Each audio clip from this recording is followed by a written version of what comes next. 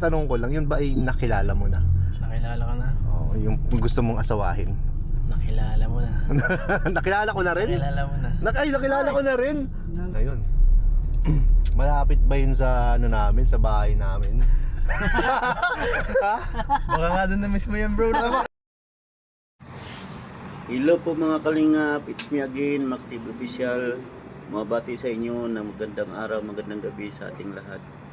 For today's video, magbibigay po tayo ng reaksyon patungkol sa interview ni Kuya Nel patungkol kay Ido.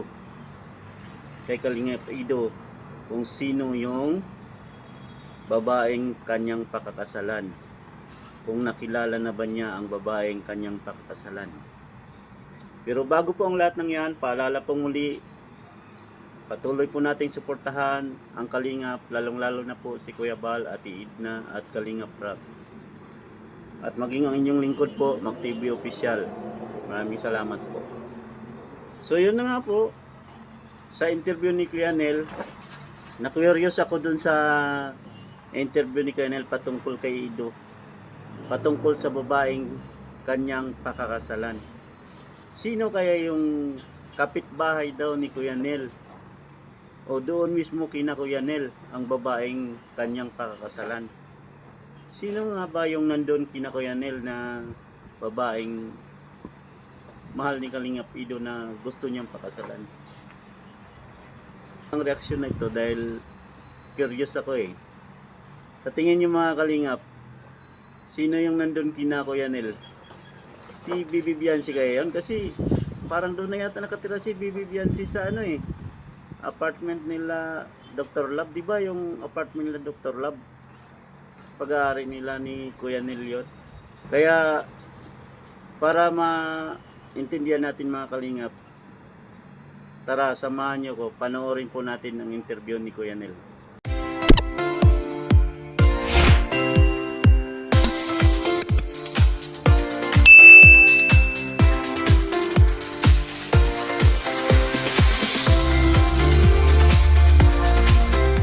Nakilala ka na? Oo, yung gusto mong asawahin. Nakilala mo na. Nakilala ko na rin? Nakilala mo na. Nakilala ko na rin. Ayun. Sino kaya yun? Nakilala ni Kuya Nel. Sino kaya yan? Mukhang kilala natin yun ah. Malapit ba yun sa ano namin, sa bahay namin? Baka nga doon na mismo yan, bro. Yan, hello po. O nga no. Baka nga doon mismo kasi si Bianci doon na nakatira sa paupahan nila Kuya Nel eh. Baka yun na nga yun. Doon na nakatira yun. Mga Kalingap, welcome back po sa ating YouTube channel. Ayan, this is Kuya Nel. Yan. At ngayong araw po, kasama po natin ang mga Shout out kay Kuya Nel, no? Salamat sa video mo. Gagamitin muna natin reaction. Siyempre, andito si Kalingap Edo. Salamat sa vlog mo. Ngayon na lang ulit natin nakasama sa Edo. Ay, grabe. Salamat at na-invite ako ulit dito, bro. Pero may schedule mo talaga ako. Oh, yan, maraming salamat kasi na pag Matagal-tagal din nakasama si Ido sa ano, no? Parang K-Boys on Mission. Kasi mula nung binigyan siya ni Kalingap Rob na ano, na mag-sarili, hindi na siya nakakasama sa mission. Kaya minsan nakakamiss na rin tong ganitong banding nila ng mga lumang K-Boys eh. Masasaya eh. bigyan mo ang Kalingap Tahanan. Yan, so Hindi nakakalimutan to. ito pong ano, vlog po namin ngayon is Kalingap Tahanan po ito. So, first time mo ba sumama sa vlog ng Tahanan? Hindi, pangilan na ba? Marami ba? Last month nasama niyo. No, pangalawa na yata ito. Okay. So, Kasama ayan po, siya sama nung si Edo dito. pinanorma. And hindi lang po natin si Kalingap Ian bago tayo pumunta na sa beneficiary po na pupuntahan natin. So, kamusta naman buhay mo ngayon? Ito bro, medyo pagod at may pagkaan na nag-iisip ng mga panibagong idea sa content. At mamaya tayo, grabe, maraming isang tulog. Ay, hindi pwede, hindi po. Grabe ka rin kasing ano ni Kalingap Ido, no? Parang focus na focus siya sa ano niya eh. Hindi na siya nakaka-gym, hindi na siya parang mula nung binitawan siya ni Kalingap Rob sa pagiging K-Boy. Tapos nag-focus sa kanyang channel. Parang lalong naubos yung oras niya eh. Lalo siyang nawala ng oras sa sarili niya eh. Kaya pumayat niya siya eh. Hindi ano, Tayo sa pagpapaganda ng channel. bakit wala kang tulog? Pinupuyat ka ba ni ni wifey, ano? Hindi tayo iniisip guys. Kasama na yan. Kasama na yan. Kamusta naman ang bukod sa channel mo, ang puso mo, kamusta naman ngayon? Ayos naman, wala namang problema. Wala namang problema. Okay naman pala eh. Wala namang mga issue dyan, wala naman. Hindi may iwasan. Totoo naman no? Grabe mga baser ni Kalinga Pido ngayon. Parang mula nung nag-number 1 si Kalinga Pido, gusto talaga nilang pabagsakin si Kalinga Pido. Nagbabanta pa sila eh. Marami ako nababasa sa comment section. Iba ko ba bakit galit na galit sila dito kay Kalinga Pido? Samantalang todo charity naman, todo tulong naman. Iwan ko ba? Kakaiba itong mga baser. Kahit sa upload ko, daming baser eh. Kasama na yun dyan, kasama na yun dyan. So ayun, no? Nakakatawa lang guys kasi kasama natin si Edo ngayon. Kalingap Edo ngayon, isa sa mga pioneer guys kasama ni Kalingap ngayon. So, ayan po. Kita na kami dun sa official. Nimiss yan sila. Oo nga! Kaya ka huling sumayaw nung Team Kalingap. Huling sumayaw. Wala na ako. Di na siya nakakasama sa ribbon cutting eh, no? Saka yung mga ribbon cutting ni Kuya Bal, parang di na na-upload ni Kuya Bal yung ribbon cutting ng mga pabahay eh. Matagal-tagal na rin nakakamiss eh. Kasi may mga sayawan doon, yan. Banding ng mga K-boys. Ako nasasama na ribbon ka. Miss ko na kanyang mga moves. Miss ko na yung moves natin. Bro! Tinatawag ni Kuya mo lang isa-isa. Surprise! Surprise! Papatagod ko talaga eh. Bawal ka mag-eye contact sa kanya, bro. Yung lahat nagkumpul-kumpul na sa likod ng bahay. Kanya-kanyang plan tago eh. Isang kanta kasi yun, bro. Isang tao. 3 minutes ka masayaw.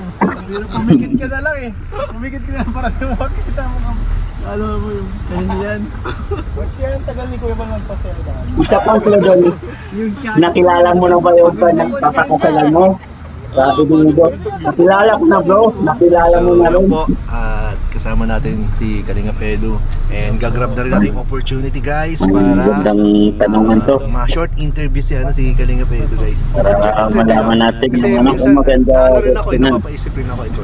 Kung anong nasa isip ng isang Kalinga Edo. So, itanong lang ako kasi ito, tanong rin to ng mga viewers eh.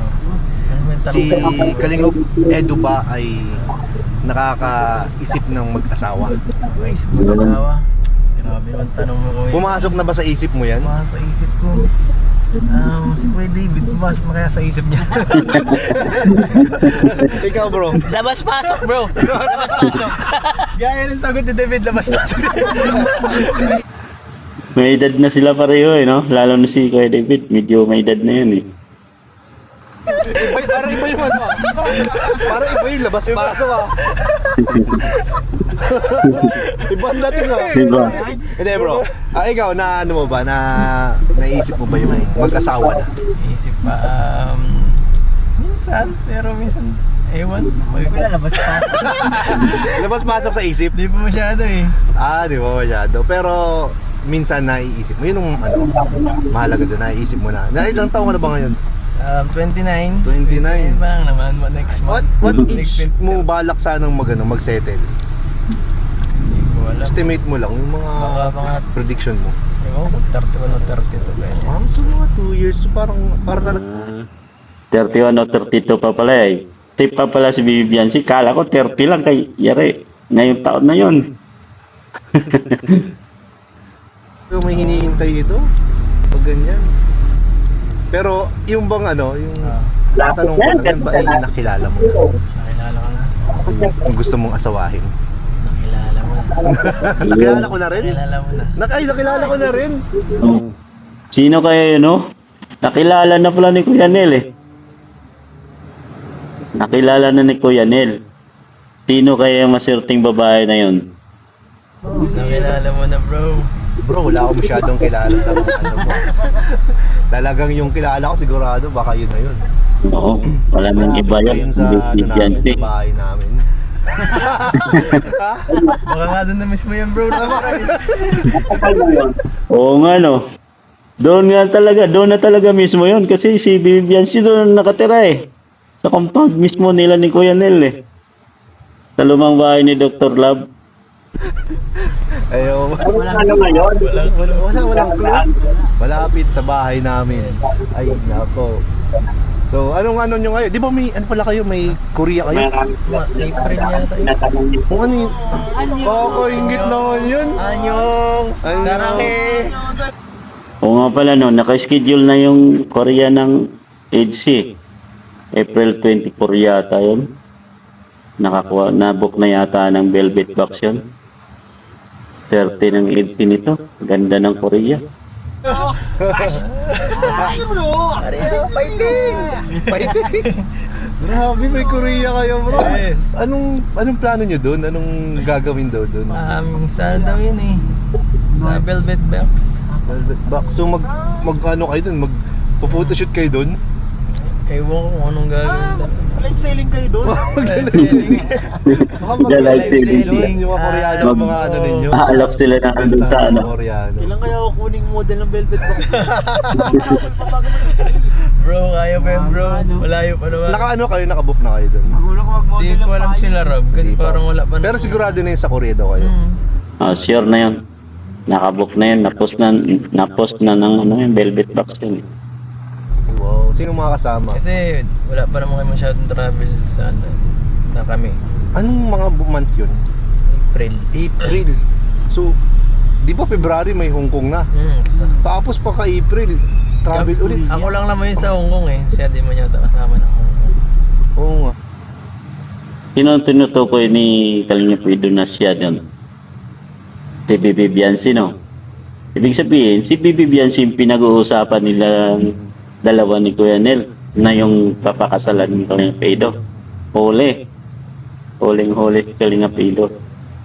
Pero nabanggit na ni Kalingap Rob, no? Sama daw si Bibi Biansi sa ano? Hong Kong. Nabanggit niya ni Kalingap Rob. Ay, si Kalinga Prab, I mean. Di ba?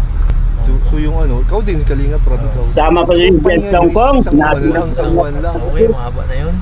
Ay, wow, talagang napapa-travel ka. Oo. Parang ganda pero magkakasal ko rin. Kuya mo? Yes bro. Ay, nako. Sana lang. Tara na, mag-package na tayo. Bro, makikita na marami siguro kami doon makikita ang K-pop.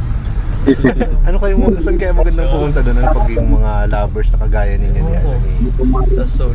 Doon magandang sa Seoul? Ay, maganda lang bro yung Seoul. Ano yun na-imagine mo na magandang ano, photoshoot ninyo ni Bianca? Gusto ko yung mga napapanood ko sa teleserye nila eh. Yung sa mga Cherry Blossom. Cherry Oo, Blossom? yung mga ganun, tapos yung mga parang mga nasa kingdom sila. Yung Ay, masuot ka ng ano? Kimono ba yun? Kimono ba? Sa Japan yata ang Ay, di. kimono. Ano ba yun?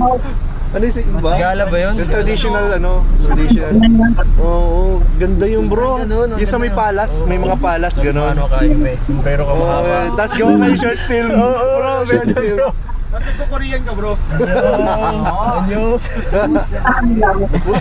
Kumusta ka na bro? Parang maganda din sa Jeju Island, no? Ganda Ay, din sa iba yun eh. Iba yun bro. Mahirap. Oo, maganda yung Jejo, kaso lang lilipad ka pa nun, parang ano, parang Manila papuntang Palawan, lilipad ka pa ng papuntang Palawan.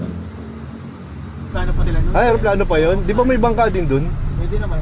Oh, may Bro, boat. pag di ako makasama sa kanya, maggagawa na ako ngayon. Yan, si Patrick na, Nasa-out ko ngayon, napunta siya January. doon sa mga ano, Reserve ko na. Magawa akong mga babangka pasyente, na lang mga ako baliw. Korea. Ay, ang beer.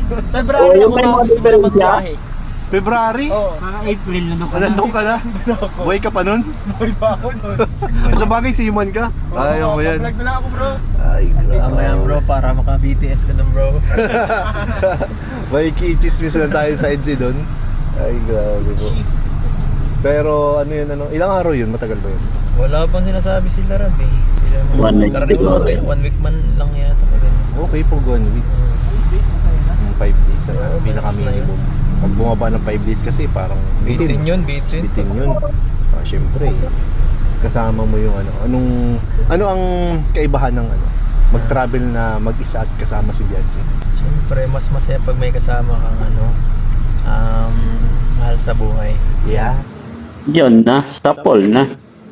Siyempre, masaya talaga pag kasama mong mahal sa buhay.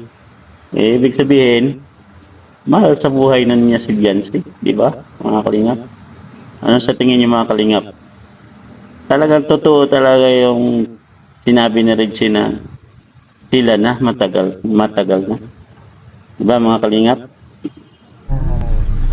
Mahal sa buhay, guys. Malamig doon, bro? Malamig din bro. Paano pag malamig? Ay, pala. Hindi, global warming na, bro. Oo. Kahit summer, malamig na rin eh. Hindi mo na alam no. Oo. Ang ganda doon. Excited na ako.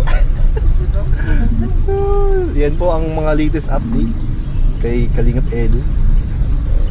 Pero nakakapag charity ka pa rin, consistent, bro. Oo, palagi naman. Palagi. Nakakabilis si Kalingap Edu. Tuloy-tuloy talaga yung pagtulong. Okay naman, okay. Okay naman. Consistent. Simulat sa ball, wala nga Hindi na-viral. nagbabago. Okay lang yan. At least solid talaga. So, yan bro. Thank you so much. Thank you din, Kuya Nels. Ayos na, yun. Maganda nga yun. Bye. Bye-bye po. Thank you po. Ayun nga, mga kalingap, no? Kita natin talagang gusto na talagang pakasalan si Baby Beyonce ng Kalingap Edu. Oras na lang hinihintay. Sabi nga niya,